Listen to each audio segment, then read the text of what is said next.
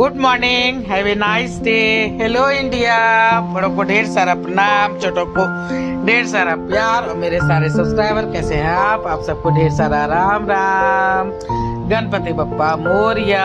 Welcome back to my YouTube channel Simi की diary official में आप लोगों का ढेर सारा स्वागत है।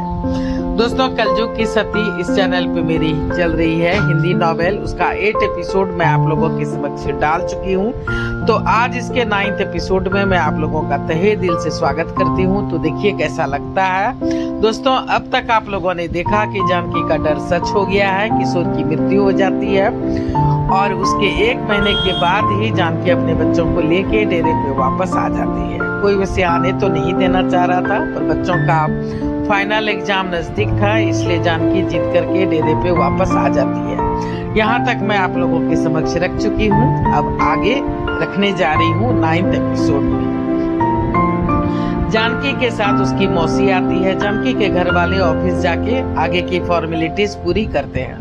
किशोर के डेथ के बाद उसके कुछ पैसे मिलने वाले होते हैं। जानकी उस सब से संबंधित कागजों को फिलअप करके ऑफिस में जमा करवा देती है। जैसे तैसे जिंदगी कट रही होती है।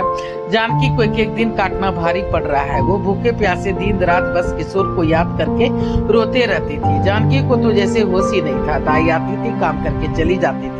जानकी को ही इतने दुख में भी जैसे तैसे खाना बनाना पड़ता था। मौसी भी कुछ दिन रह के चली गई थी। आखिर हर किसी का अपना घर है, परिवार है, अपने काम है, कोई कितना दिन दूसरों को देखे। जानकी ने 2-3 बार आत्महत्या तक के करने की कोशिश की थी, पर बचा ली गई थी। समय धीरे धीरे बीतता जा रहा था। किशोर की मृत्यु हुए 1 साल हो गए थे। जानकी किशोर का वार्षिक श्राद्ध भी श्याम के साथ गाँव जाके कराई थी। हरि का अभी तक कोई पता नहीं चला था। श्याम को भी प्राइवेट नौकरी छूट चुकी थी। श्याम गाँव में रह करके यह प्राइवेट ट्यूशन करने लगा था। शुरू में तो जानकी के पास कोई न कोई आता जाता रहता था, पर फिर सभी अपनी अपनी जिंदगी में मशगूल हो गए थे। जानकी अपने बच्चों के साथ अकेले रह गई थी। अब तो जैसे सारे कामों की जिम्मेदारी जानकी पे ही आ गई थी। बैंक जाना, वहाँ से पैसे लाना, राशन पानी लाना, बच्चों के स्कूल जाना, फीस जमा करना, किताब कॉपी खरीदना, नाश्ता बनाना, खाना बनाना। जानकी का मन हो ना हो, उसे बेमन से सारे काम करने पड़ते थे। जीने की इच्छा मर चुकी थी, पर बच्चों का मुंह देख करके जीना पड़ रहा था। बीच बीच में श्याम कभी पत्नी के साथ तो कभी माँ के साथ आता और 2-4 रोज रह के चला जाता था। फिर वही एकांत, वही अकेलापन। जानकी और जानकी के बच्चे। जानकी कभी कभी बच्चों को पढ़ाती, कभी थोड़ा टीवी देख लेती, तो कभी कभी अपने मन के दुख दर्द को कॉपी पे लिख डालती। जानकी जो कॉलेज के दिनों में लिखा करती थी, फिर से लिखना शुरू कर दिया था। इससे उसे काफी राहत मिलने लगी थी। धीरे धीरे जानकी ने अपनी लेखनी को ही अपनी सहेली बना लिया था। जानकी की अब एक नई जिंदगी शुरू हो गई थी। सुबह सवेरे उठना, नित्यक्रम से निपटकर बच्चों को नाश्ता टिफिन दे के स्कूल भेजना, फिर पूजा पाठ करना, बच्चों के लिए खाना बनाना, शाम में उसे पढ़ाना। जानकी ने अपने आप को बिल्कुल भगवान के हवाले छोड़ दिया था। वो सप्ताह में 3 दिन का उपवास रखने लगी थी। साथ ही साथ एकादशी और पूर्णिमा का भी व्रत रखने लगी थी। जानकी ने अपने आप पे ध्यान देना बिल्कुल बंद कर दिया था। दिन प्रतिदिन दुबली होती जा रही थी। जानकी हरदम रोते रहती, भगवान से पूछते रहती, कहाँ गलती हो गई जो मुझे विधवा बना दिया। वो मन ही मन ओम नमो शिवाय कृष्ण हरि का जाप करते रहती। वो खुद को कोसते रहती, कैसा क्या किया था पाप जो उसका मरा हुआ उनका मुंह नहीं देख सकी। मैं बड़ा पापी हूँ। फिर जानकी रोते रोते खुद ही घबरा उठती। उसे सांस लेने में दिक्कत होने लगती। तब खुद को संभालते हुए अपने मन से कहती, नहीं वो मरे नहीं, वो जिंदा है, एक ना एक दिन जरूर लौटेंगे। और फिर अपनी कल्पनाओं में खो जाती और उसे हिंदी नॉवेल के रूप में ढाल देती। पूरे 5 उपन्यास उसने इसी टॉपिक पे लिख डाले थे कि किशोर जिंदा है और एक न एक दिन वो वापस जरूर आएगा। इधर स्वर्ग में माता पार्वती भगवान शंकर से कहती है कि प्रभु मैं बहुत बेचैन हूँ। भगवान शंकर कहते हैं, ऐसी क्या बात है देवी, मुझे आप बताइए तो सही। प्रभु, मुझसे जानकी की ऐसी दशा देखी नहीं जाती, कितनी दुबली और निर्बल हो गई है। प्रभु, आपके 16 सोमवार का व्रत करके ही भक्त अपने फल को प्राप्त कर लेते हैं। उसने पहले भी पूरे 11 साल तक आपका व्रत किया है और इधर फिर 1 साल से सोमवार का व्रत करना फिर से शुरू कर दिया है। वो भी सिर्फ इसलिए क्योंकि उसने किशोर से वादा किया था कि मैं सोमवार मंगलवार तक आपके पास आ जाऊंगा। उसने 3-4 बार आत्महत्या भी करने की कोशिश की, वो भी सोमवार को, और वो भी इसलिए ताकि वो अपना अंतिम वादा निभा सके और मरकर अपने पति के पास पहुंच सके। पर जब सबने उसे अपने बच्चों की कसम दे दी और बार बार उसे समझाया कि आत्महत्या करना किसी समस्या का समाधान नहीं, आत्महत्या करना पाप है। तो इसलिए अब वो सोमवार का व्रत करके अपने पति से नहीं आ पाने की माफी मांग रही है। साथ ही साथ वो हमसे ये गुहार भी लगा रही है कि हम उसे उसके पति से मिला दें। भगवान शंकर कहते हैं, पर ये कैसे हो सकता है देवी?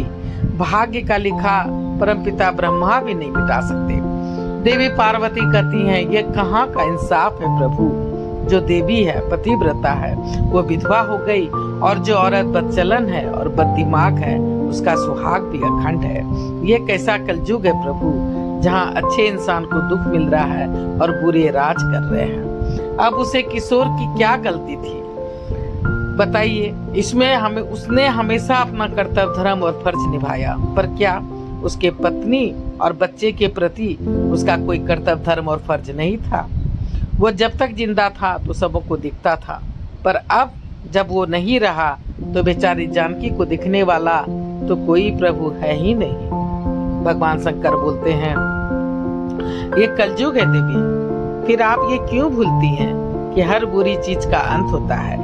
रावण भी बुरा था और उसका भी अंत हुआ था। फिर इस कलयुग में लोगों में बर्दाश्त करने की शक्ति ही अब कहाँ रह गई है? बर्दाश्त करने की शक्ति है ही नहीं, ना ही किसी में सब्र करने की शक्ति है, ना ही इंतजार करने की। आजकल विधवा होना कहाँ लोगों को बुरा लगता है।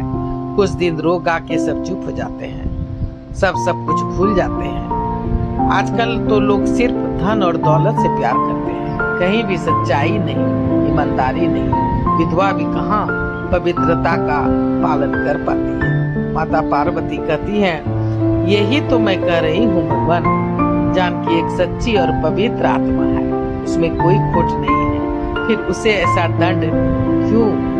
भगवान शंकर कहते हैं, इसमें मैं कुछ नहीं कर सकता हूँ देवी, अब आप ही कुछ करे तो बेहतर होगा। देवी पार्वती कहती हैं, हाँ लगता तो है मुझे ही अब उसकी मदद करनी पड़ेगी। तो चलिए दोस्तों, कलयुग की सती का 9वां एपिसोड में यही समाप्त करती हूँ। अगला एपिसोड लेके जल्दी आप लोगों के समक्ष आ जाऊंगी। तो देखिए कैसा लगता है। पहली बार मेरे चैनल पे आए हैं तो थोड़ा सा मुझे सपोर्ट कर दीजिए। सपोर्ट करने में आपके कोई पैसे नहीं लगते, तो प्लीज सब्सक्राइब कीजिए, लाइक कीजिए, शेयर कीजिए, कमेंट्स कीजिए, बेल का बटन जरूर दबाइएगा, ताकि जब मैं वीडियो डालूंगी तो आप लोगों को नोटिफिकेशन मिल सकेगा। अब मैं अपनी वाणी को यहीं पे विराम देना चाहती हूँ। जय भोलेनाथ, हर हर महादेव।